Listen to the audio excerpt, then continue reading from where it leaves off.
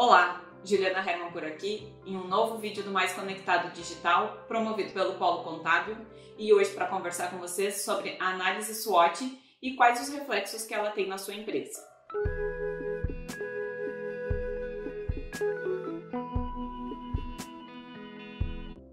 SWOT é uma sigla em inglês. Se a gente trouxer isso para o português, a gente está falando em forças, fraquezas, oportunidades e ameaças.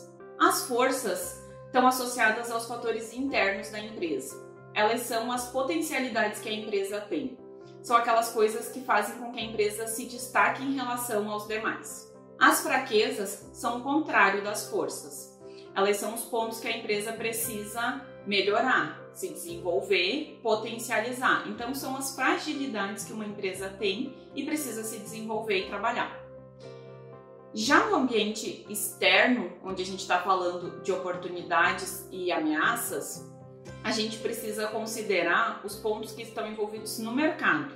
Então, as oportunidades são todas aquelas ocorrências de mercado que fazem com que potencialize a minha empresa para aproveitar cenários e se desenvolver, crescer e aproveitar esses recursos para poder ir em frente.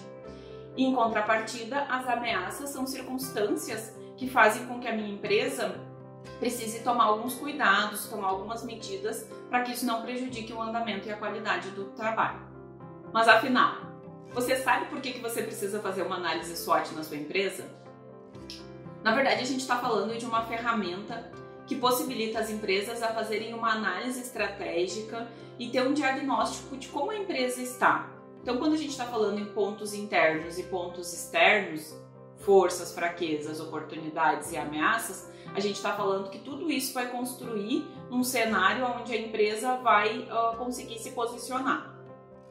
Então, agora que você já sabe o que são forças, fraquezas, oportunidades e ameaças, vamos praticar. Quando nós falamos em forças, a gente pode falar, por exemplo, que você tem uma equipe bem organizada, bem estruturada, fidelizada, que você tem um bom atendimento, uma marca reconhecida, processos bem alinhados. Quando a gente fala em fraquezas, da mesma forma que as forças, a gente também está olhando para o cenário interno. Então, você pode ter considerado dentro das suas fraquezas situações, por exemplo, como uma dificuldade em termos de organização de fluxo de caixa, uma dificuldade de capital, recurso para a empresa, um provável processo de uma equipe que não tenha uma união, que não trabalha em equipe, alguma dificuldade de conseguir matéria-prima. Então, tem várias possibilidades que a gente pode elencar dentro de forças e fraquezas. Se você parar para pensar bem, uma força pode se tornar com facilidade uma fraqueza. E uma fraqueza também com facilidade pode se tornar uma força. Geralmente são coisas que dependem muito da posição que você está e do cenário que você está inserido, porque hoje tu tem uma equipe bem formatada, bem treinada. Se você tiver 2, 3 pedidos de demissão, dependendo de quantas pessoas tiver no seu time, aquela equipe bem treinada pode virar uma fraqueza, porque daqui a pouco você vai ter que buscar pessoas no mercado. Então, isso pode ser considerado uma coisa não tão favorável para a empresa. Quando a gente fala de oportunidades e ameaças, da mesma forma que forças e fraquezas, alguns pontos podem ser oportunidades, como podem ser ameaças. Por exemplo, o dólar está alto. Depende de qual é o negócio que eu faço, o dólar alto pode ser uma força, uma oportunidade, desculpa. Então, o dólar alto para uma empresa que exporta é uma coisa boa. O dólar alto para uma empresa que importa não é tão bom. Um cenário de crise, em termos de oportunidade, pode ser para uma empresa alguma estratégia, dependendo que empresa que for, digamos que fosse uma empresa que empresta dinheiro, uma factory. Uma crise, se a empresa estiver bem estruturada, pode ser uma oportunidade. Em contrapartida, se for uma empresa que está com um problema no fluxo de caixa, pode ser uma ameaça. Mudanças de legislação. Então, é esse cenário que a gente precisa analisar para compor a nossa matriz SWOT.